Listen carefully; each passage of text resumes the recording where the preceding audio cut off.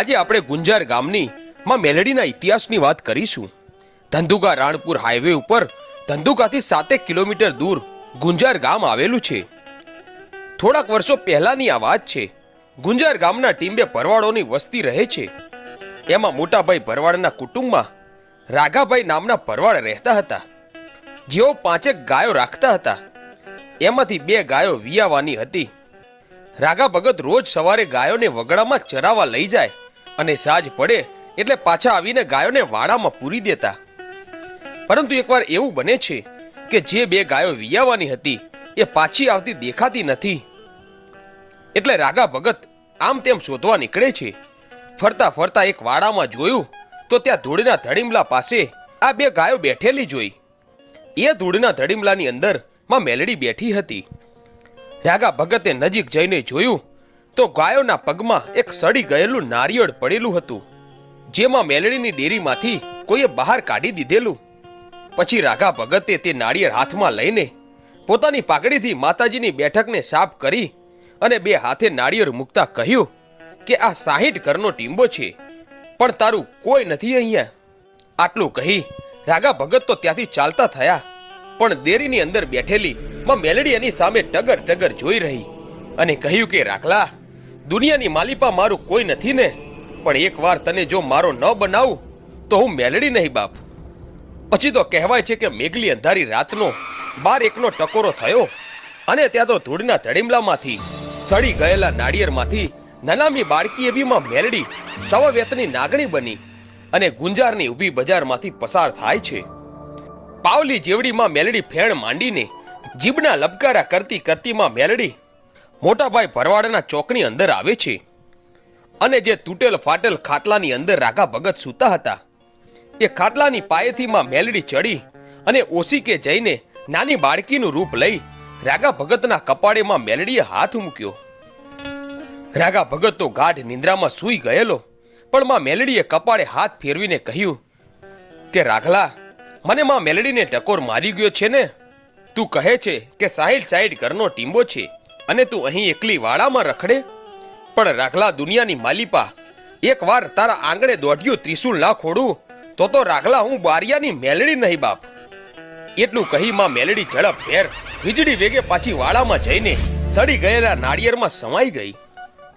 થોડાક દિવસો પસાર થાય છે અને રાઘા ભગતની પત્ની થોડાક મંદ બુદ્ધિના હતા, એટલે ઘરમાં કકડાટ થતા રાઘા ભગતે એમની પત્નીને નેહડામાંથી જાકારો આપી દીધો। આમ તેમના પત્ની પિયરે રીસામણે ચાલ્યા ગયા અને અહીંયા રાઘા ભગત એકલા ગાયો ચરાવે અને દિવસો પસાર કરે। પણ રાત પડે ને રોજ માં મેલડી સપનામાં આવે। આવું 8 દિવસ ચાલ્યું। પછી રાઘા ભગત વિચાર કરે છે કે હવે મારી પત્ની તો અહીંયા નથી રહી, તો ખાલી ઘર રાખીને મારે શું કરવું? આમ વિચારી પોતાના ભત્રીજા ગેલાભાઈને પોતાનું મકાન વેચાતું આપવાનું નક્કી કરે છે। ગેલાભાઈ બોલ્યા કે બાપા, ખાલી 15 દિવસની મને મુદ્દત આપો, હું પછી તમારું ઘર વેચાતું લઈ લઈશ। પછી તો માં મેલડી રોજ સપનામાં આવીને રાઘા ભગતને કહેવા લાગી કે હે રાખલા, તારે તો એકવાર તારા નેહડામાં મને માં મેલડીને બોલાવતો ખરો બાપ। પરંતુ રાઘા ભગતે સપનાને ધ્યાનમાં ન લીધું। પણ એક દિવસ તો માં મેલડીએ ટાપલી મારીને એટલું કહ્યું કે એ રાખલા, એ ઉભો થા રાખલા। ત્યાં તો રાઘા ભગત ઉભો થઈ ગયો। પછી તો સવારે પોતાના નેહડામાં રહેતા કાળા આપા માં આદ્ય શક્તિના બાનાધારી ભુવા હતા, એમને જઈને કહ્યું કે આપા, મને રોજ સપનાની અંદર માથે ચૂંદડી ઓઢીને એક નાનકડી દીકરી આવે છે, મને શાંતિથી સૂવા પણ દેતી નથી, દરરોજ રાત્રે મને ટાપલી મારીને જગાડે।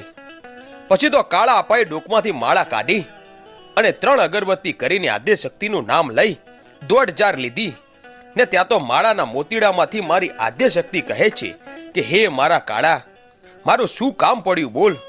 ત્યારે કાળા અપાએ માતાજીને પૂછ્યું કે આ રાઘા ભગતને સપનામાં એક દીકરી આવે છે અને એને સૂવા નથી દેતી, એનું શું કારણ હશે માળી? ત્યારે આદ્ય શક્તિ બોલ્યા કે હું કહું એમ મારી વસ્તી કરશો? તો કે હા। તો જા કાળા, અહીંથી જઈને ગામના એક અવાવરા વાડામાં જે મેલડી છે ત્યાં જઈને એના ઓટલે એક નાળિયેર અડાડી અને એ નાળિયેરને લાવી રાગા ભગતના મકાનના નેવે બાંધી દેજે. જો આજે તું નાળિયેરને નેવે બાંધે તો એમ માનજે કે એ મેલડીને નેવે બાંધી છે. અને પછી જો એ મારા રાખલાના સપનામાં આવે ને તો હું તારી આદ્ય શક્તિ નહીં.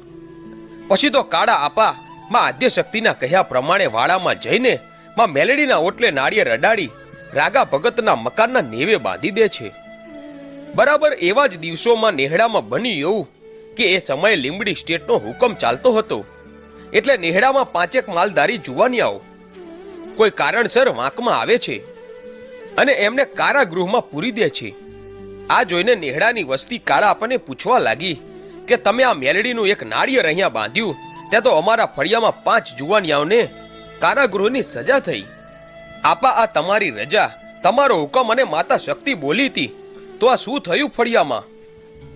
ત્યારે કાળા આપા રાગા ભગત અને ગેલાભાઈ આદ્ય શક્તિને અરજ કરતા કહે છે કે હે માળી, તું બોલી હતી કે મેલડીનું નાળિયેર બાંધવાથી રાગા ભગતના સપને દીકરી નહીં આવે. મારી સપનું તો બંધ થઈ ગયું, પણ અમારા ફળિયામાં 5 જુવાનીઓને કારાગૃહની સજા થઈ છે. એનું શું કારણ? મારી લીંબડી સ્ટેટે એમને 3 દિવસની જ મુદ્દત આપી છે. 3 દિવસ પૂરા થશે પછી તારા 5 બાળકોને સજા થશે. અને કહેવાય છે કે ત્યારે રાતના 1ના ટકોરે મારી આદ્ય શક્તિ મેલડીને બોલી કે હે ભાઈ મેલડી, સાંભળ, આજે મારી વસ્તી તને કાળી કરવા બેઠી છે અને તારામાં જો તારાપણું હોય ને તો મારી શક્તિની વસ્તી લીંબડીની જેલમાં પુરાણી છે, એને છોડાવી આવ.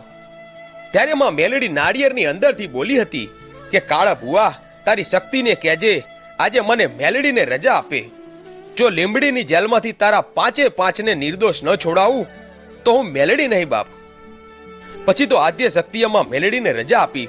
ત્યાં તો રાગા ભગતના નેવે બાંધેલા નાળિયેરમાંથી માં મેલડી સવા વેતની નાગણી બનીને આકાશી વેગે લીંબડી સ્ટેટમાં જાય છે અને 5ને નિર્દોષ છોડાવીને પાછી આવે છે.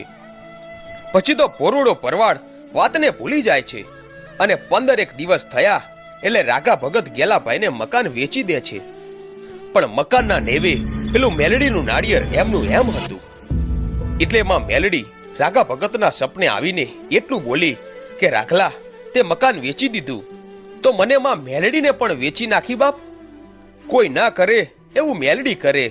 એટલે રાગા ભગતે કહ્યું કે મેલડી, ખરેખર તું અહીંયા આવી હોય, મારી મંદ બુદ્ધિની બાઈ તો રીસામણે જતી રહી છે. ભાઈઓના ઘરના રોટલા કેટલા દિવસ હું ખાવું?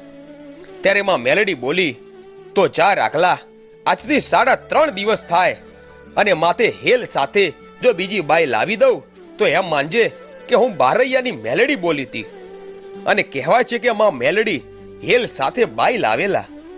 પછી તો મેલડી બોલી કે રાખલા, તે મને નેવે ભલે રાખી, પણ હવે ગેલાના ડોકમાં મારા નામની માળા ન પહેરાવું તો હું બારૈયાની મેલડી ન કહેવાઉં બાપ. આમ દિવસો પસાર થવા લાગ્યા એટલે એક દિવસ ગેલાભાઈના સપનામાં આવીને માં મેલડીએ કહ્યું કે હે ગેલિયા, તે આ જે મકાન લીધું છે એને નેવે હું મેલડી બેઠી છું.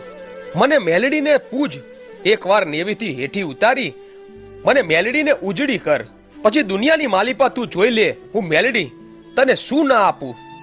પછી કહેવાય છે કે કરવઠા પ્રમાણે એક દિવસ ગામ લોકો ખોડિયાર માના મંદિરે ફુલેરું દેવા જાય છે. ફુલેરું દઈને પાછા આવીને આદ્ય શક્તિના મઠમાં જ્યાં ગામ લોકો ઊભા રહ્યા ત્યાં તો મૈયાભાઈના કોઠે હાકલા પોકારા કરતીમાં મેલડી ધૂણવા આવે છે. કાળા અપાએ પૂછ્યું કે તું કોણ છે? એટલે માં મેલડી બોલી કે હે બુઆ, તારી શક્તિના બોલનો તોલ કરીને તે મને નેવે લટકાવી હતી ને, એ હું બારૈયાની મેલડી બોલું છું. હે ગેલિયા, મને મેલડીને કોખલો કરીને એકવાર ધડીમલે બેસાડ અને તારી વગડે રખડતી વસ્તીને અમલદાર અને બોર્ડરના સૈનિક ન બનાવું તો હું મેલડી નહીં.